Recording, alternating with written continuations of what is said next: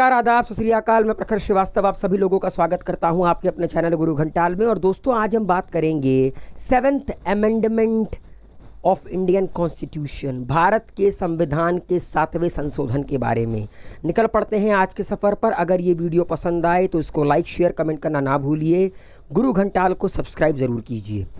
दोस्तों, सबसे पहला सवाल, वो क्या कारण था जिसके चलते भारत के संविधान का 7वां संशोधन किया गया था? What was the reason behind the 7th amendment of the Indian constitution? तो दोस्तों, to implement the recommendations of the state reorganisation committee and to implement the state reorganisation act 1956। आप लोगों को पता है कि भारत की आज़ादी के बाद भारत में एक मुहिम उठी थी कि भारत की जो इंटरनल बाउंड्री है ना, वो अकॉर्डिंग टू लैंग्वेज डिसाइड हो। मतलब कि अलग अलग राज्यों को लैंग्वेज के आधार पर बांटा जाए। जैसे कि मलयाली बोलने वाले को केरला, तेलुगु बोलने वाले को आंध्र प्रदेश, तमिल बोलने वाले को तमिलनाडु। तो इसके लिए एक स्टेट रीऑर्गेनाइजेशन कमीशन बनाई गई थी।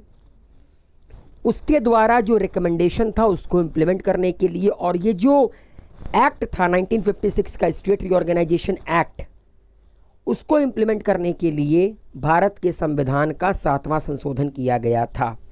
अब सवाल है कि कौन कौन से परिवर्तन किए गए थे, कौन कौन सा बदलाव किया गया था 7th अमेंडमेंट में। सबसे पहला, 2nd and 7th schedule were amend.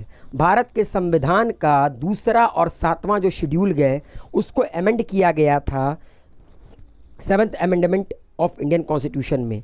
Second, दोस्तों, इस 7वें अमेंडमेंट के पहले हमारे देश में जो स्टेट्स थे उनको 4 क्लास में क्लासिफाई किया गया था। Part A, part B, part 3, part C and part D.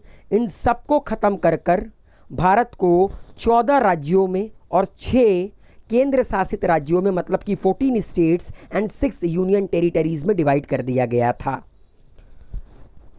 अब यूनियन टेरिटरी बनी तो उससे रिलेटेड तो आपको प्रोविज़न लाने ही होंगे। तो तीसरा जो अमेंडमेंट आया वो ये था कि जो हाई कोर्ट थे उनकी जुरिसडिक्शन को यूनियन टेरिटरीज़ तक एक्सटेंड कर दिया गया। जैसे कि अब जो अंडमान एंड निकोबार है वो आपका यूनियन टेरिटरी है, ठीक है।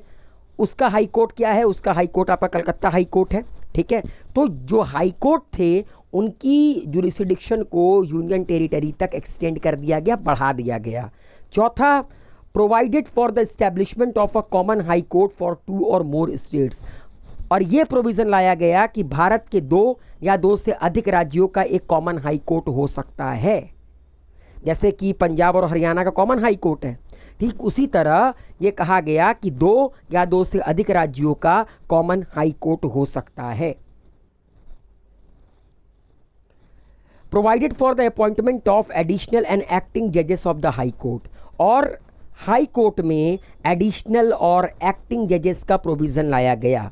एडिशनल और एक्टिंग जजेस का काम तभी पड़ता है जब या तो वर्कलोड ज़्यादा हो या तो फिर छुट्टी पर हो, कोरम पूरा ना हुआ हो, क्योंकि जब तक कोरम पूरा नहीं होगा उस दिन का काम तो होगा नहीं। तो कोरम को कंप्लीट करने के लिए आपका एक्टिंग जज, एडिशनल जज का कॉन्सेप्ट आया। देन देयर आफ्टर अगर कोई वर्कलोड ज़्यादा है तो एडिशनल जज का कॉन्सेप्ट आया। तो ये सारी की सारी चीज़ें 7th अमेंडमेंट एक्ट के तहत भारत के संविधान में जोड़ी गईं।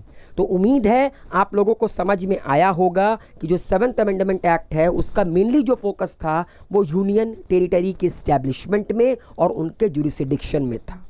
सो wish you all a very good luck, take care, good bye, शब्बा खैर। अगर ये वीडियो पसंद आया हो तो लाइक शेयर कमेंट करना ना भूलिए। गुरु घंटाल को सब्सक्राइब ज़रूर कीजिए।